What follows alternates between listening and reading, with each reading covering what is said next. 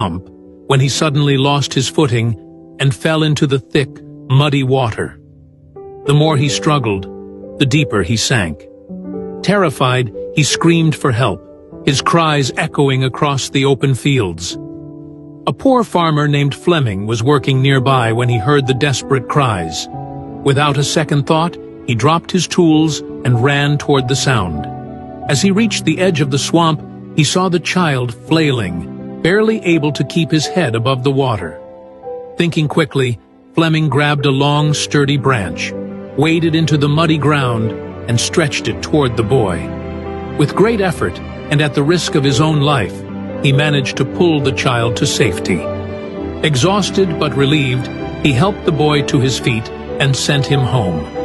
The next day, a luxurious car stopped in front of Fleming's modest hut. A wealthy man stepped out, approached the farmer and said, "I am the father of the child you saved yesterday. I cannot thank you enough for saving my son's life. I know I can never truly repay you. But is there anything I can do for you?"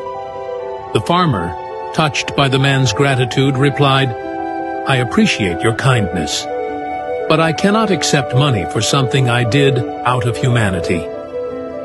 At that moment, the farmer's young son appeared at the door of the hut. Seeing the boy, and noticing the humble conditions in which the farmer lived, the wealthy man had an idea. He said, "If you won't accept money, then let me offer something else. Let me take responsibility for your son's education." The farmer hesitated for a moment. Sending his son to a prestigious institution was beyond his wildest dreams, but realizing the incredible opportunity before him, he nodded in agreement. Thanks to the sponsorship, young Alexander Fleming was admitted to the finest schools, where he excelled in his studies.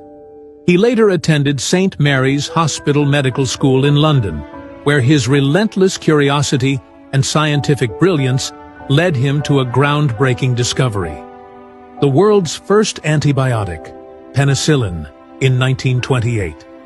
This miraculous drug would go on to save millions of lives. But the story doesn't end there. Years later, during World War II, the wealthy man's son fell seriously ill with pneumonia. His condition was critical, and his survival seemed uncertain. He was treated with penicillin, the very drug discovered by none other than Sir Alexander Fleming. That wealthy man's son was none other than Winston Churchill, who later became the Prime Minister of Britain twice. This story is a powerful reminder that kindness has a way of coming full circle.